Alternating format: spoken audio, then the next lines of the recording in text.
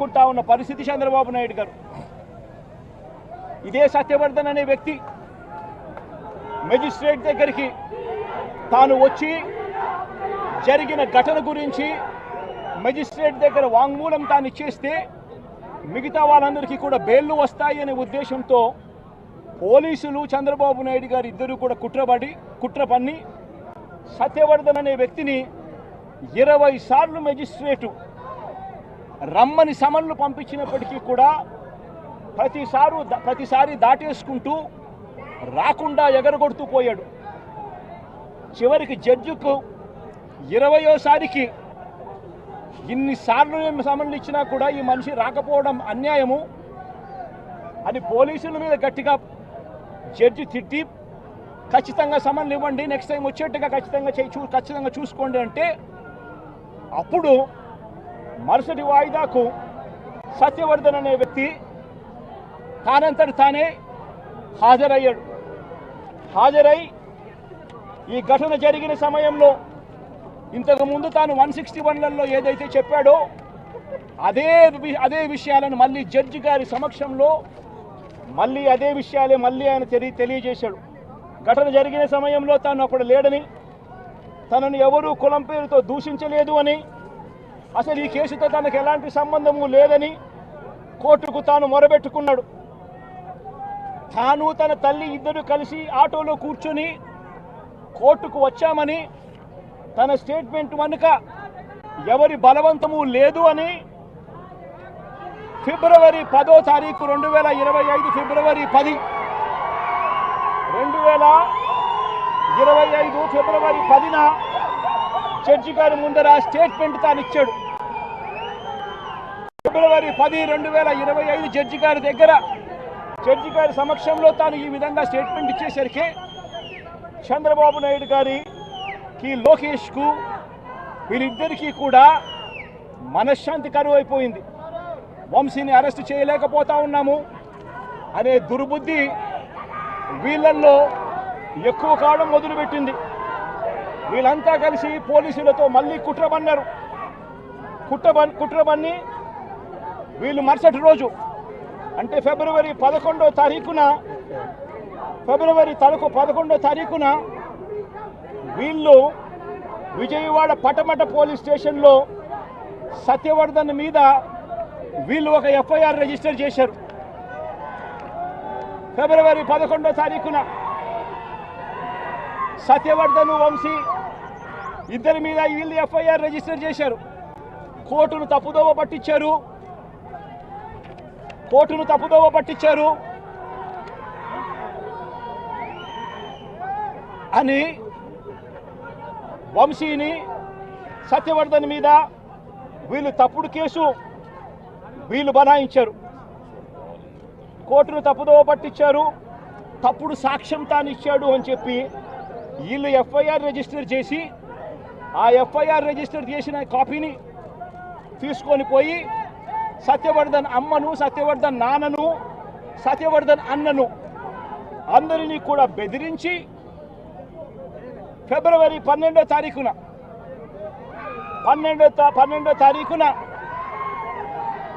సత్యవర్ధన్ అన్న దగ్గర నుంచి ఒక తప్పుడు కేసు వాళ్ళ అన్నతో పెట్టించారు.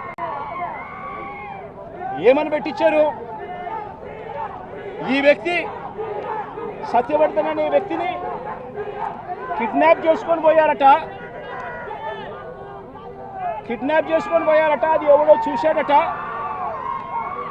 ఆ మనిషి దగ్గర 20,000 రూపాయలు, సత్యవర్ధన్ అనే వ్యక్తి దగ్గర 20,000 డబ్బు ఉంటే ఆ డబ్బులు కూడా లాక్కొని కిడ్నాప్ చేసుకొని పోయారట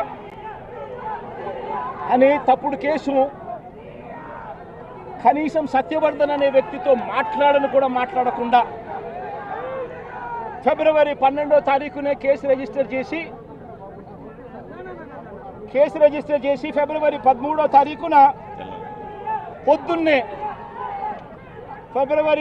తారీఖున పొద్దున్నే వంశీని అరెస్ట్ చేశారు.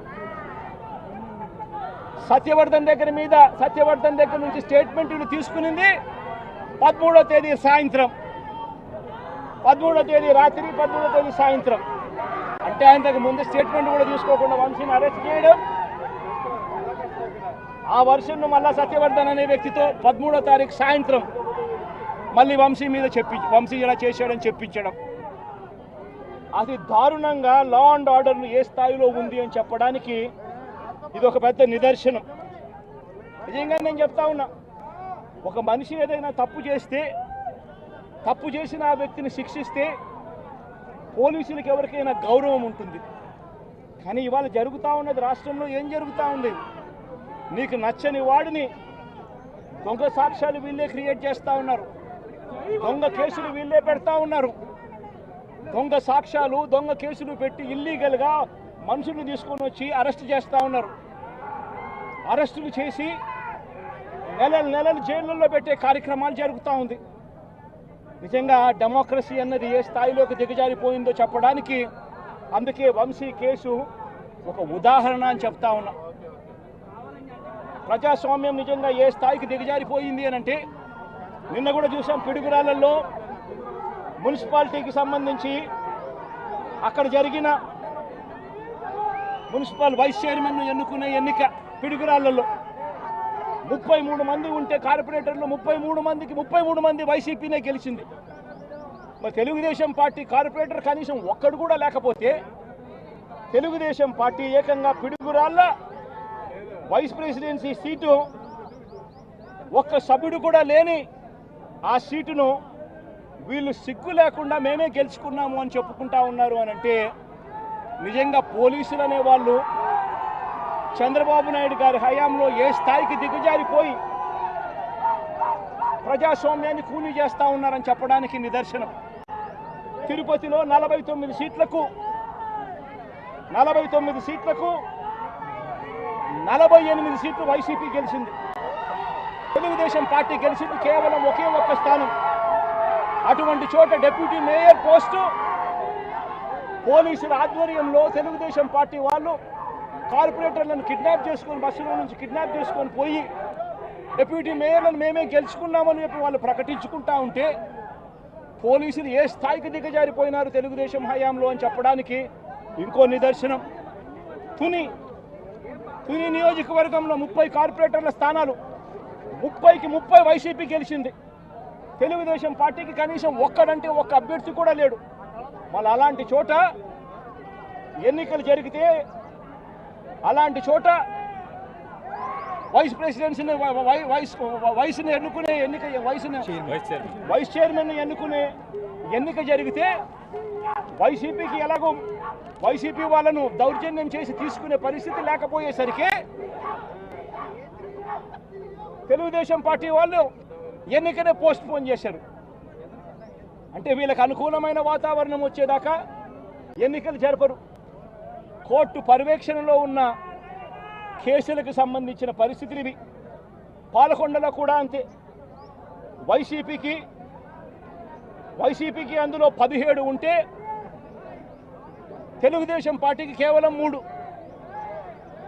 మళ్ళీ అక్కడ వైస్ ప్రెసిడెన్సీ అన్నది వైసీపీకి రావాలన్నా తెలుగుదేశం పార్టీకి రావాలన్నా, కానీ వీళ్ళకి అనుకూలత వచ్చేదాకా పోస్ట్పోన్మెంట్లు. ఇలా ప్రతి సందర్భంలోనూ కూడా డెమోక్రసీని కూనీ చేస్తూ ఉన్నారు.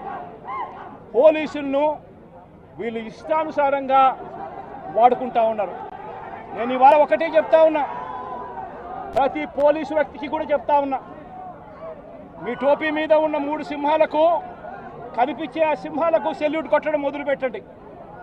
తెలుగుదేశం పార్టీ నాయకులకు సెల్యూట్ కొట్టడం మొదలుపెట్టి వీళ్ళు చెప్పినట్టుగా చేయడం మొదలుపెట్టి అన్యాయాలు చేయడం మొదలు పెడితే మాత్రం ఎల్లకాలము తెలుగుదేశం పార్టీ ప్రభుత్వమే ఉండదు అని చెప్పి ఇవాళ ప్రతి అధికారికి కూడా నేను తెలియజేస్తా ఉన్నా.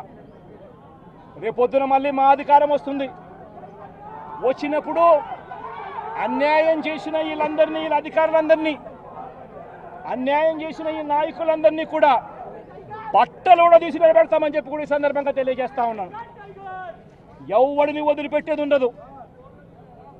ఇదే వంశీని అరెస్ట్ చేసేటప్పుడు సిఐ అన్నాడట, నేను 1.5 సంవత్సరంలో రిటైర్ అయిపోతాను అని చెప్పి. రిటైర్ అయిపోయినా కూడా సప్త సముద్రాల అవతల ఉన్నా కూడా మొత్తం అందరినీ కూడా పిలిపిస్తామని చెప్పి కూడా ఈ సందర్భంగా చెప్తా ఉన్నా. చట్టం ముందు నిలబడేట్టుగా చేస్తాం, బట్టలు ఊడదీస్తాం, న్యాయం జరిగేట్టుగా చేస్తాం అని ప్రతి ఒక్కరికి కూడా తెలియజేస్తా ఉన్నాం. ఈ మాదిరిగా అన్యాయం చేయడం మొదలు పెడితే మాత్రం ఖచ్చితంగా ప్రజలు దేవుడు ఇద్దరు కూడా వీళ్ళను శిక్షించే కార్యక్రమం ఖచ్చితంగా జరుగుతుందని చెప్పి సందర్భంగా మరొక్కసారి వీళ్ళందరికీ కూడా చెప్తా ఉన్నాం. అన్యాయంలో భాగస్వాములు కావద్దండి. మీ టోపీ మీద ఉన్న సింహాలను గౌరవించండి, వాటికి సెల్యూట్ కొట్టండి, మీ వ్యక్తిత్వాన్ని కాపాడుకోండి అని చెప్పి ఈ ప్రతి అధికారికి కూడా ఈ సందర్భంగా తెలియజేస్తా ఉన్నాం. సెలెక్టివ్గా కొంతమంది లీడర్స్ని టార్గెట్ చేసి అరెస్ట్ చేస్తూ ఉన్నారు. దాన్ని ఎట్లా చూస్తారు? మన పేరుని కానీ ఇవాళ వంశీ, ఇటీవల కొంతమంది అరెస్ట్ నంది సురేష్, ఇట్లా దాన్ని ఎలా చూడాలి? ప్రజాస్వామ్యం కూలిపోతా ఉంది అని చెప్పడానికి ఇవన్నీ నిదర్శనాలు. ప్రతి కేసు ఇల్లీగల్ కేసే. ప్రతి కేసులోనూ కూడా వీళ్ళే బెదిరిస్తూ ఉన్నారు, అవతలోడు బెదిరిస్తూ ఉన్నాడు అని చెప్పి వీళ్ళే కేసులు పెడతా ఉన్నారు. అసలు బెదిరించేది ఎవరిని బెదిరిస్తూ ఉన్నారు? ప్రతి విషయంలోనూ వీళ్ళే. పారిశ్రామికవేత్తలను వదలడం లేదు, రాజకీయ నాయకులను వదిలిపెట్టడం లేదు. ప్రతి ఒక్కరిని కూడా వీళ్ళే బెదిరిస్తూ ఉన్నారు, అవతలోడు బెదిరించినాడని చెప్పి మళ్ళీ ఎదురు కేసులు పెడతా ఉన్నారు. ఇవన్నీ ఊరికే పోవు, ఇవన్నీ కూడా మళ్ళీ వీళ్ళకి చుట్టుకుంటాయి. చుట్టుకున్నప్పుడు వీళ్ళ పరిస్థితి అతి దారుణంగా తయారవుతుందని మాత్రం ఖచ్చితంగా చెప్తా ఉన్నారు.